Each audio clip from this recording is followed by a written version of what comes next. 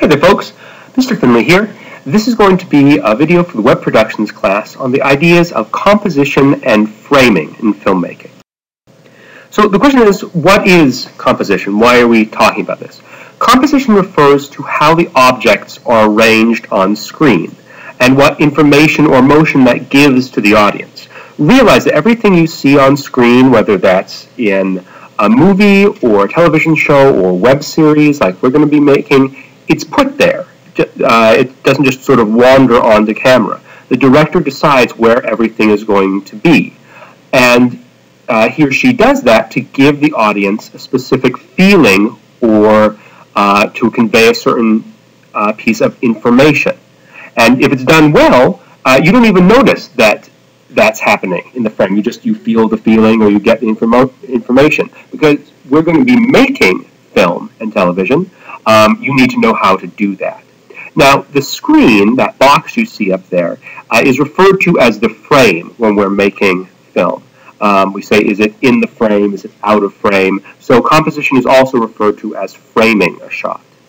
Now, the tools that you use for composition include what type of shot it is, we'll talk about those, the angle of the shot, is it from up or from below, and then importantly, the arrangements of the objects in that shot. So we're going to talk about those three things.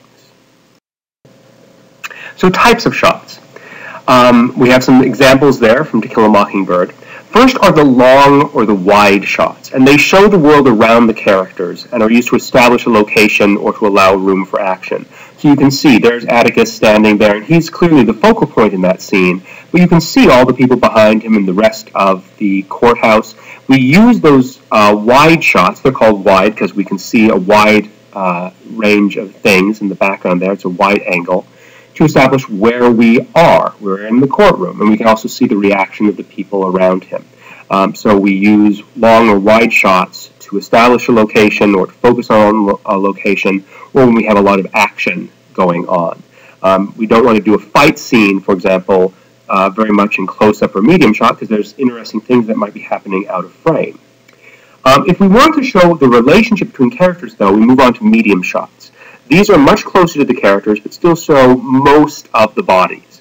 And we use these to show relationship between the characters. You see Scout and Atticus there, and this is actually probably a close to medium shot rather than a pure medium shot. We see their bodies, and so we can read their body language. We can see how close they are, how affectionate they are, and we understand their relationship. So those medium shots, closer than a long shot, but certainly not a close-up, are used to give us information about the relationships between the characters. You'll use a lot of medium shots as you're filming. And then a close-up is a very close shot, and it often is just one detail. Very frequently that is just the character's face. A close-up is very frequently just really close on the character, but it could be close-up on a doorknob turning in the background in a suspense movie, or a close-up of the protagonist's finger on the trigger of a gun in an action movie. It's a really small detail, and it's used to often reveal emotion. In moments where we really want to get the character's emotion across to the audience, we'll have a close-up on their face, and we can see if they feel sad or happy without having to have them say, I feel sad or I feel happy. The close-up gives us that information because it's right up there in the character's face. In addition to how close or far the camera is from the object, oftentimes it's not shooting directly at the object or the character. Often it's either shooting up from below or down from above. And again, just like the distance of the shots, this gives the audience information. A low angle is what we refer to as a shot that's shot from below. That's the image from Spider-Man you see there is a low angle shot. We're looking up at Peter Parker, making him seem more powerful as he realizes this moment, oh, I can be this Superman character. The low shot makes him appear powerful, as opposed to a high angle, which is shot from above. It makes characters seem small or tiny and therefore vulnerable or less powerful, as the character in the other shot going up this staircase to a fate he's not sure what's going to happen to him, so we see him in that low angle, so that high angle shot. it's often possible to change the angle during a shot. We call that a pan. We can pan from up to down, from high to low.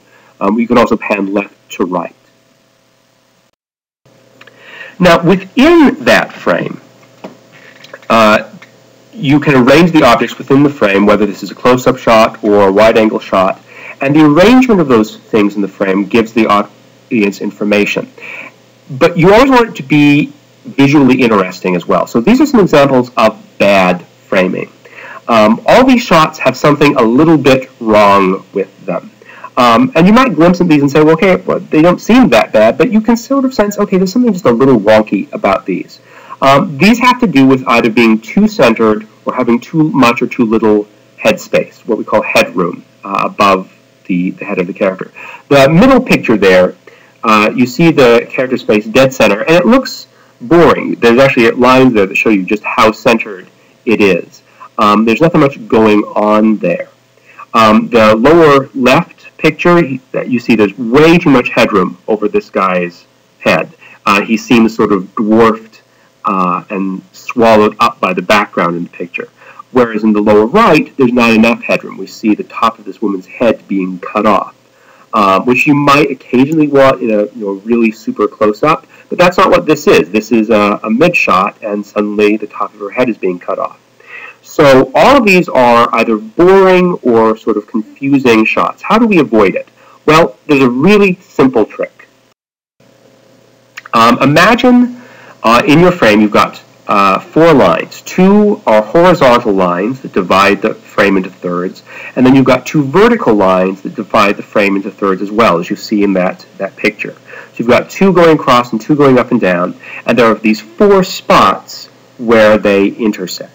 It turns out if you line up your frame so the important stuff is along those lines, and the really important stuff is at those 4 intersections, it will automatically be well framed. Here are some examples of that. These are 3 very different movies. To Kill a Mockingbird, The Bourne Identity, Gosford Park. Couldn't be more different in their style, but you see all of them basically use this. Faces and eyes, most importantly, which are the most important parts of characters, are pretty much along that top vertical line. Whether that's a close-up of Matt Damon or a mid-shot of Atticus Finch or a wide shot of the big glamorous party down below, the heads and the eyes are pretty much along that upper line. And the important things are, if not right at the intersections of those lines, are very close to them. So Atticus and Tom Robinson, their faces are very close to the intersection of those top lines. Bourne's eyes and then the tip of the gun is at the intersection of the other lines. In the lower picture, you can see not only is there important stuff at the top lines, but in the lower right intersection, that's also where the other characters who are sitting down, we see their heads lined up with that line as well. So if you more or less line up the important stuff in your scene with those invisible lines, dividing up into thirds, you're going to automatically make the scene better framed and more interesting, and avoid a lot of the headroom issues and the centering issues we saw in those other pictures. Now, in addition to all of this stuff with framing, there's the stuff that's actually in the scene. We've talked about how you arrange the stuff in the frame, but we still haven't talked about any of the stuff that's in the frame itself. There's a fancy term for this in filmmaking. It comes from the French, and all the stuff in the scene is referred to as the mise en scène. It looks like it's pronounced mise en scene. No, it's French, so it's pronounced weird. It's pronounced mise en scène. And that's all the stuff that's in the scene. The background, the foreground, the characters, what they're holding. All of that stuff also gives the audience information. So we will have another couple videos that will talk about the stuff in the scene. But hopefully now you know a little bit about where to put that stuff in the frame to give the audience the information you want them to have.